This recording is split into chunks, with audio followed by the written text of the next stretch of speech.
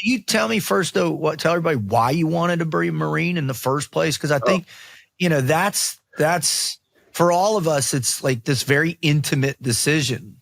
In particular, knowing that there's a GWAT going on, right? It's not like it's pre-90s or whatever. I mean, like there's, wars happening. So can you explain that first before you? Yes, absolutely. Absolutely. So I graduated high school in 2003. I didn't join until 2011. Obviously, that's quite a bit of a discrepancy in the time frame that the GWAT was occurring. When I graduated high school, I'd see Marine recruiters. My best friend and I, first thing we would do when we'd see him was we'd grab hands and pretend, because at the time that was a little not quite acceptable in the military and the country. It was a different world. And, we had no interest in, I had no interest in joining the military. But quite frankly, though, I realize, things you realize in retrospect is I didn't really have a lot of drive in general. And why the Marine Corps, probably helped that my brother was in the military. He did 13 years in the Navy. So that probably helped be a driving motivator, but I didn't want to join it before you. Yeah. He went in after high school. He graduated in 98. So I think it was about 99 or so when he went in, maybe a little later, but, he was in the Navy, and I didn't want to go in the Navy because I didn't want to be on a ship, which is ironic. My first deployment was on a ship, and I spent more time out at sea than my brother did in his entire 13-year career. Another irony.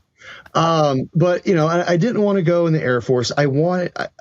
Maybe it was those uniforms of the Marine slaying the dragon and getting his dress blues.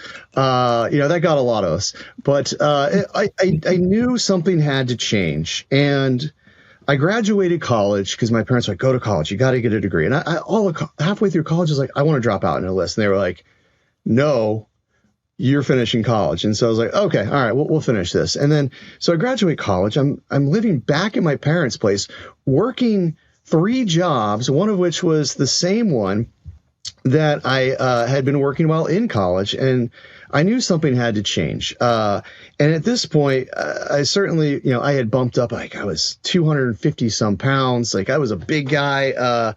And I just was like, I need, something has to change. I have to do something drastically different. And so that was, I think, a big catalyst for joining the Marine Corps. Was everyone knows that is a challenge. Right. Like we have movies made about how, crazy it is to join the Marine Corps, and how that lifestyle is just, it was a complete opposite of what I was doing. And I think that's what was part of the drive. Was I'm doing this, it's getting me nowhere. Let's break the cycle. And so I lost 40 pounds. I joined the Marine Corps, and I was like, I want to be an 0311. I had a degree, but I was thinking if this career works out, then I'll go Mustang. But I wanted to be in the fight. It was, and so that's what I did.